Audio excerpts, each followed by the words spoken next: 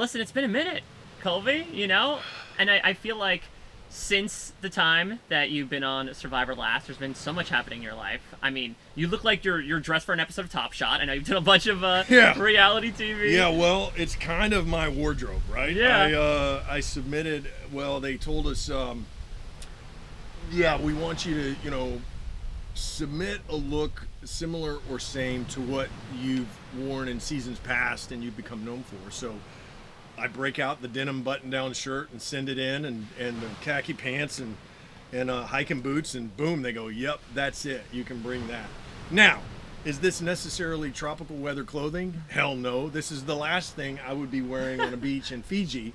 But I'm sure the fans at this point know you can't wear dry fit. You can't do anything that's water repellent, water resistant. So you're left with full-fledged cotton.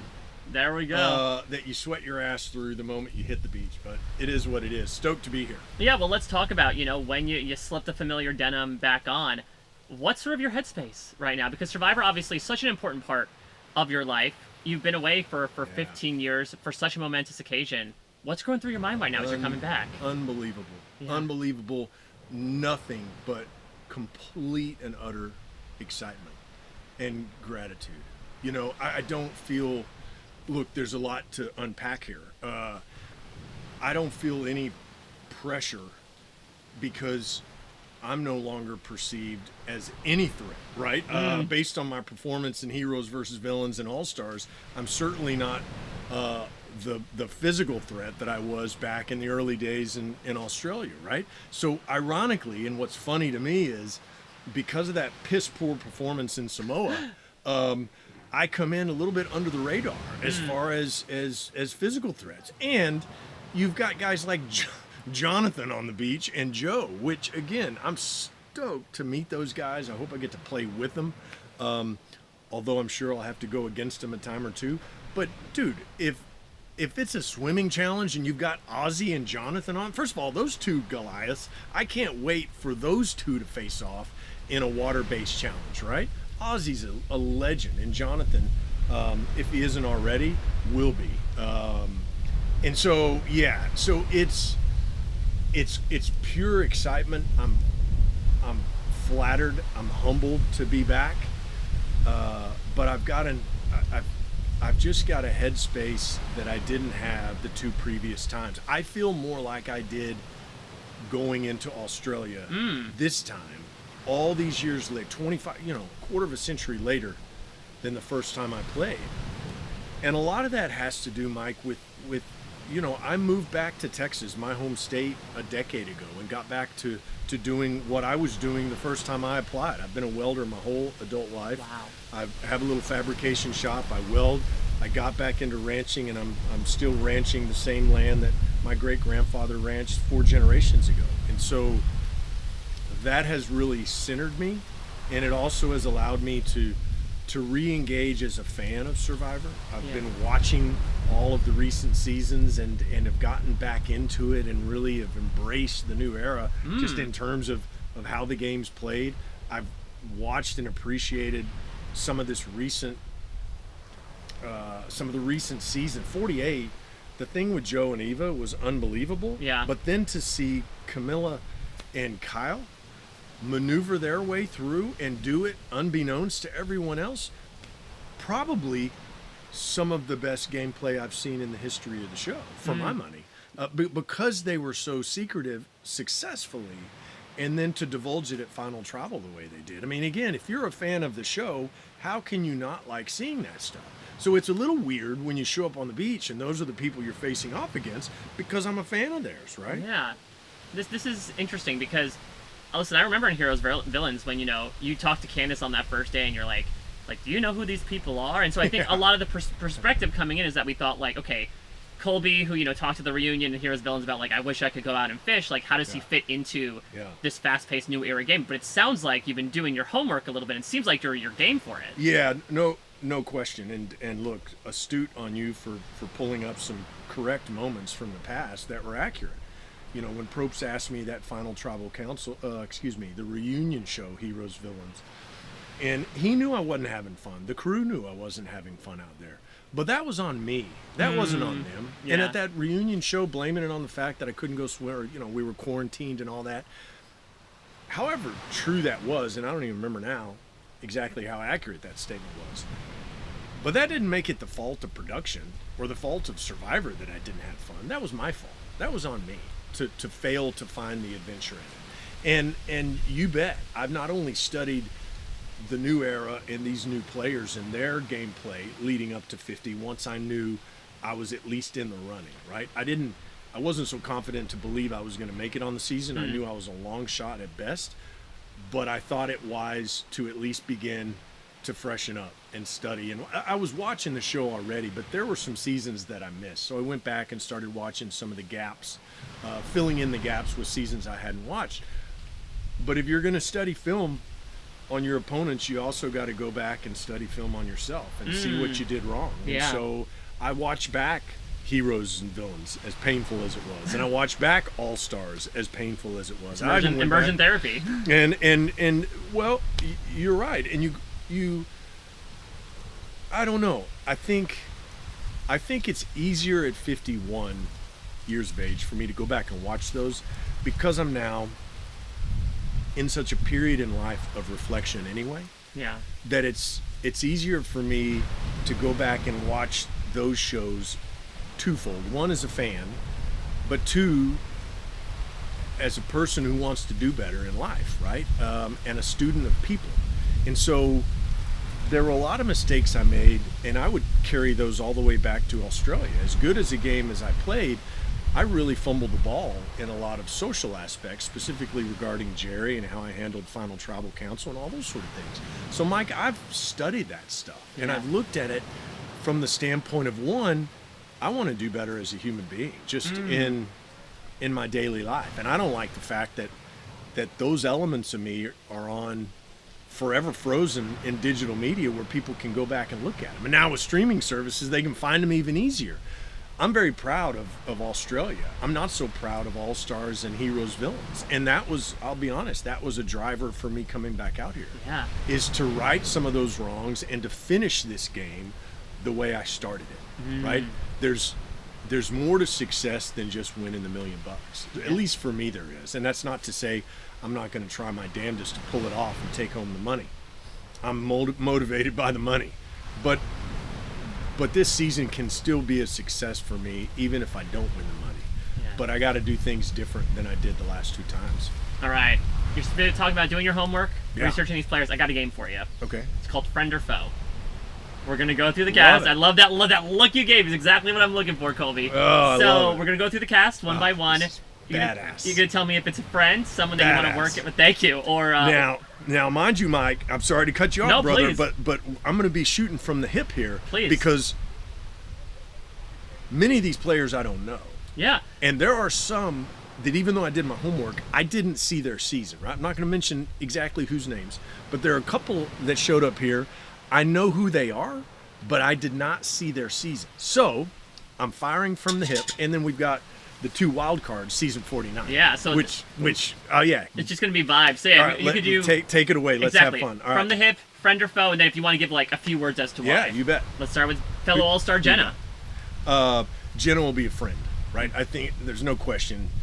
First of all, proud to see the OG here, right? Yeah. Jenna is the true OG out of this crew. There's no way, even though I didn't get to play with her in All-Stars, she was there, remember?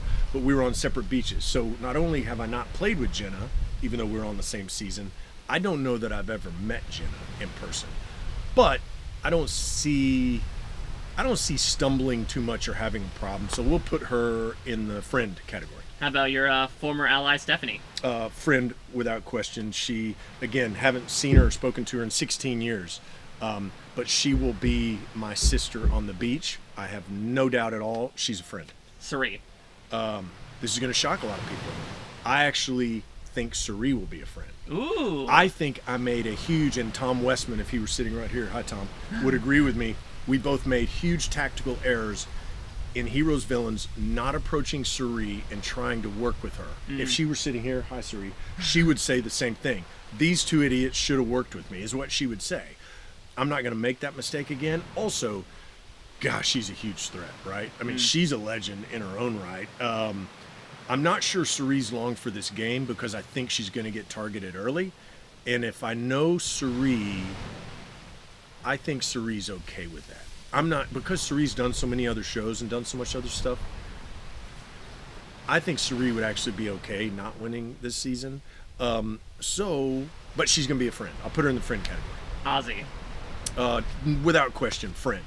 Never played with him, don't know him, can't wait. I mean, he's one I'm truly looking forward to playing with. And I know it's going to sound cliche because we're both old school, but I think I'll be able to connect with Ozzy. Well, let's talk about someone you know intimately well, Coach. Coach, man. Guarantee you he sits in this seat and refers to himself in the third person, and he'll probably use the Dragon Slayer at least twice in that interview. That being said, Coach also believes, probably rightfully so, that he should have been on the Heroes tribe. I don't think Coach views himself as a villain, and I'm not sure I do either. I think we could see the next true bromance on this show with me and Coach. Wow. Going out on a limb here. Don't know the guy, but because we're of the same vintage, we're both in our 50s now, I think the dude hopefully has chilled out a little bit in terms of just how serious he takes himself. I know he's going to take the game serious, but he seems, in just watching his energy around Ponderosa in the pre-gaming, he seems to be a little more chill than he used to be, and I welcome that in Coach. All right, how about Aubrey? Here's a surprise thing about Aubrey. If you had asked me that before Ponderosa and pregame, are we allowed to talk about Ponderosa and pregame? You guys get it, right? Because we're not conversing. We're not, right, exactly. But we're judging based on literally, you might exchange a glance with a person, and that's it. But, Mike, I do pay attention to energies, and it will come into play later in this interview when you ask me about other people who are going to make it on the foe list. But I'm going to put Aubrey on the friend list. God, I may get blindsided by that, but I think I've got a friend in Aubrey. Chrissy. Chrissy will be a friend early, and she will absolutely be a foe later in the game. I think she has strong alliances coming in. I think she's got strong friendships, and I think Chrissy will be willing to play with me again because we're of the same vintage. I think she's going to want and be willing to play early. I don't believe I can trust Chrissy late in the game. So she transitions from friend to foe. How about Angelina? Foe all the way. Mm-hmm. Don't trust her at all. Got to get rid of her early. Christian? Foe. Same thing? Yeah, same season. Now, I have seen a smidget of his super dry sense of humor here at Ponderosa, and it made me laugh. And so I think I'm actually going to get along with Christian well. Same with Angelina. I don't know Angelina at all, and I may get along with her perfectly. I'll never trust her just based on what I know. And I think she's a huge threat, so I will target her. She's going to be a foe all the way. Christian could be a friend, but I see him more as a foe.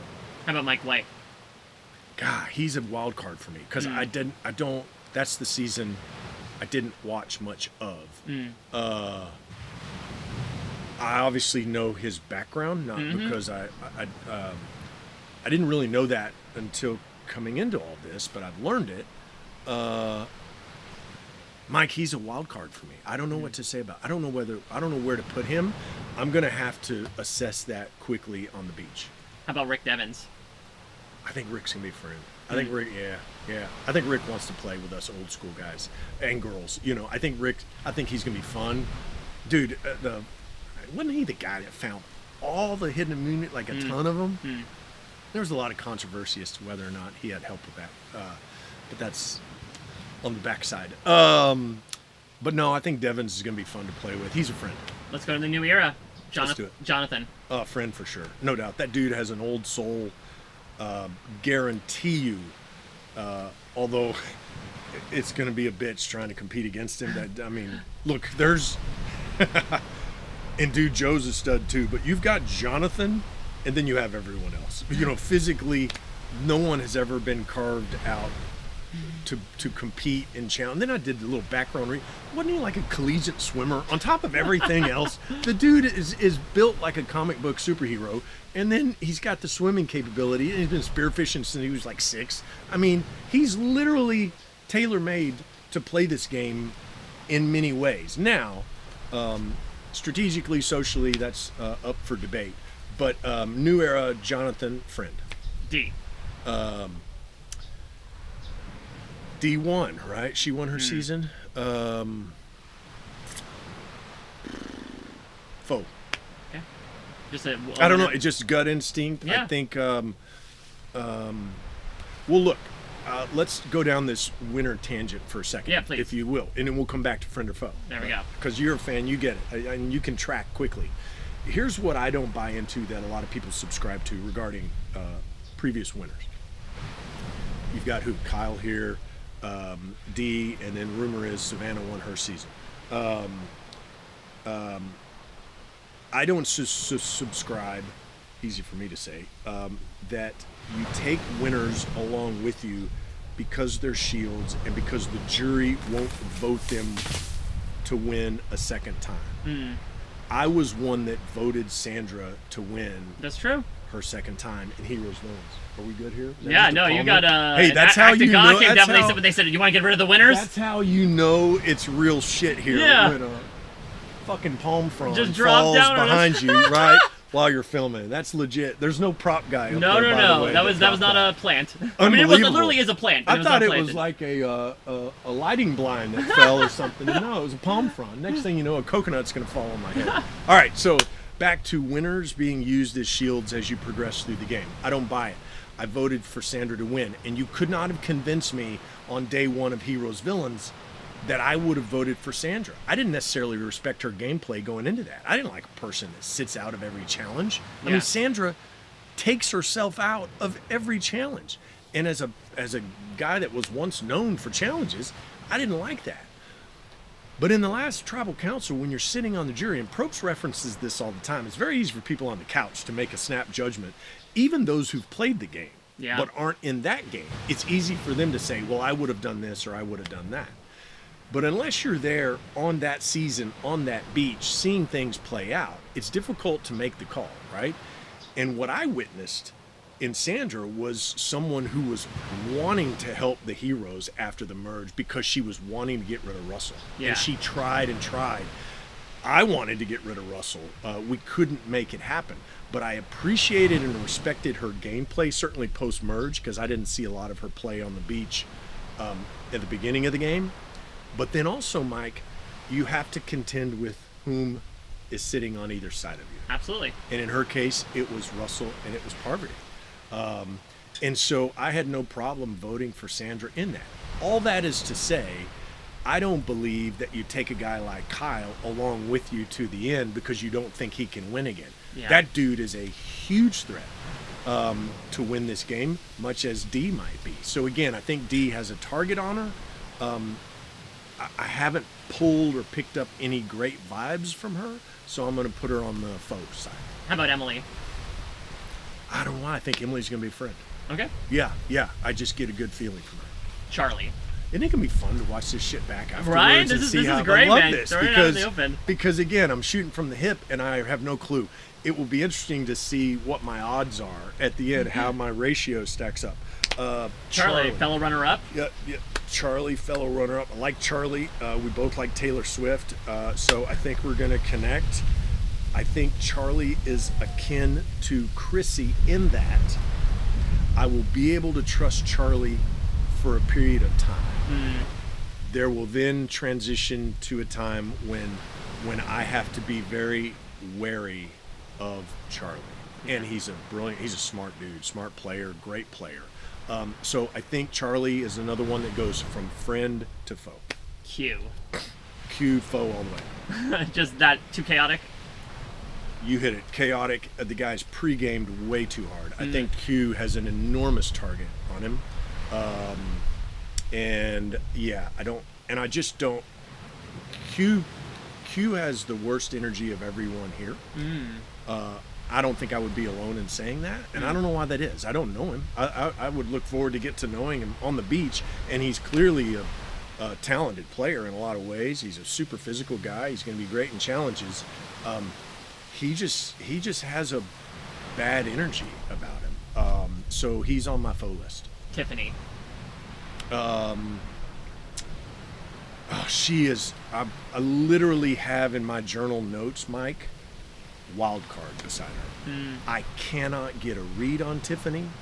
I don't know a ton about her. She is playing pregame very well in that she has a neutral energy and neutral vibe all the time. She is real. I'm telling you, she plays the best pregame I've ever seen, meaning she gives up nothing. Interesting. And that's not negative, that's not positive, it is truly neutral. So Tiffany, for me, brother, I can't even give you a friend or foe. She is a 100% wild card for me. But again, and this is not bullshit, I look forward to meeting every single player. Like, I don't, even Q, even though I put him on the faux list, I hope he's on my beach because I want him to prove me wrong. I want to go up to him and get to know him and see, who knows, he could end up being a friend. I have no idea. But you're asking me to shoot from the hip here in pregame in Ponderosa, and that's what you're going to get. So we're going to put Tiffany in a wild card. How about Genevieve? Man, Genevieve, she's a huge threat. She's smart.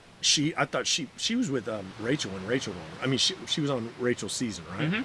There was a time in that game I thought Genevieve was going to win that. I thought she was playing an incredible strategic game. I think she absolutely deserves to be back out here. I want her to be an ally. Okay. I want her to be a friend.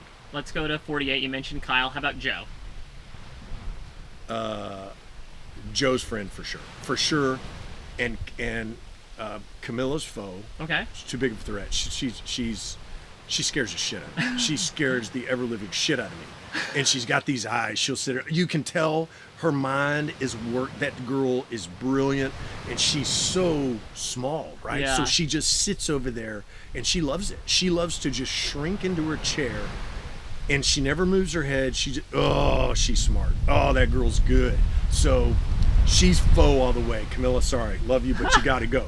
Kyle, on the other hand, he is in my journal as this will blow your mind, Mike. If Probst, and look, I know we're spitballing here, right? But if Probst has us do a schoolyard pick'em, right? Going to be random, going to be weird, highly unlikely. But I've thought through, okay, and you've just asked me who's friend or foe. So those that I know are friends, I would not choose. If it's up to me, Colby, who do you pick? I don't pick Stephenie. I don't pick Jonathan. I don't pick Joe, even though, God, Jonathan would be great to have. Most people are going to pick Jonathan first. Most people might pick Kamilla first for her puzzle skills. That comeback victory she had. Oh my God, amazing. Yeah. Mind blowing, right? But here's my pick, Kyle. Why, you ask? I don't even know that I have the answer. But he's incredibly smart. He's won the game. He's new era, which I need. I need a new era ally, for sure, right? And I think it would blow people's minds if I chose him first. I think it would be great strategy because everyone would be like, why the fuck did Colby just pick Kyle? What's going on there? I don't know Kyle. I've never met him in my life. But people would wonder, do those guys know each other?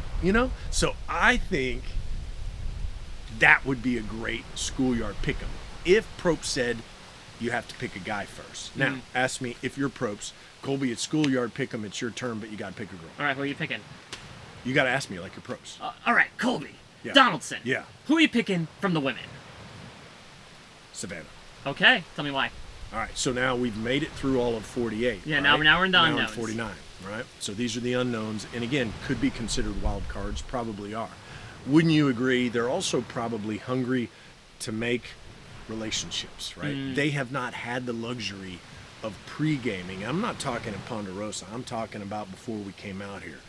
Going on guys like you and Rob's, your podcast, going to watch parties, all the things that we know a large portion of this cast has enjoyed the last few years. 49 hasn't had that, right? So I think they're fresh for the picking. So I think they're incredible wild cards, good ones in that manner. And just in watching Rizzo and Savannah, again, I know squat about them, never met them, haven't even seen their season. But there's something about Savannah that I think I could work with. Okay. And that's not to say I couldn't work with Rizzo, because I can't wait to hear what his story is. But Savannah, I look at her and I put it in my notes. I hope she's on my beach. I will immediately, again, if Ozzy's on the beach, Jonathan, I don't need to go up to those guys. I just don't need to. Her, I do. One, because she's going to be like, who the fuck is this old guy coming up to me, right? And what's he doing? And she's a little bitty thing, kind of like Kamilla. But two, she could be a real asset. I think if the rumor's right and she won, then clearly she's a hell of a player. Even if she didn't win, she's probably still a good player, or she wouldn't be here. And I'm just going to put her in the friend category. Rizzo's in the foe category. If you could pick one player who's not here, who you would want to see on Survivor 50, who would it be? Jerri Manthey. Yeah, one, because I know there are a lot of fans out there, and old Dalton Ross said it. He goes, man, it's hard to imagine a Survivor that Colby's on without Jerri being there too. It's just as difficult for me to imagine that, because she's been such a huge part of my Survivor life, right? Now, the interesting thing is that I wish Jerri was here, because there's no question she would be on the friend list. And that might surprise a lot of people. Jerri and I got along well at the end of Heroes Villains when the tribes merged. None of it made it on camera because it wasn't compelling TV, but we had laid down the swords at that point. She took out her revenge on me at All Stars. Yeah, right? The baggage was checked out, yeah. That's exactly right. So, and we had both matured a lot at that point, and so things were copacetic. So if Jerri were here, she'd be a friend. If Jerri was here, she would be a friend. And so I'm kind of bummed she's not. Yeah. Well, last thing I want to ask, let's bring a little bit of love into it. Yeah. This is the loved ones visit, but you can only bring a fictional character or a celebrity out as your loved one. You've had some iconic loved ones challenges in the past. Let's add another one to the pile. Who are you picking? Ooh, I like this, Mike. Thank you. Nice work, brother. Thank you. Okay, so it's a loved one visit. Yep. It can only be a fictional character. Or a celebrity. Basically, anyone who's not your friend or family. Do we get an overnight visit? Yeah, sure. Because that could change it. Sure, let's do it. Pull out the stops. Do I get a Pontiac Aztec? Because this time I'm not taking Mom. You get the camp shower and everything. Yeah, we get the camp shower and the Pontiac Aztec. Who is going to be that? I gotta say, and I interviewed her once years ago on the set of what was that, Hercules, and developed a crush for her then, and the crush is probably just as strong now. Rebecca Ferguson, the actress. Ooh, yeah. She blew me away. She's also a tiny little thing, but she is so bright and sharp and smart, and she was really witty and funny, and she's just a knockout. So I think Rebecca Ferguson would be my loved one visit. There we go. Sorry, babe. This is RHAP. We know reality TV.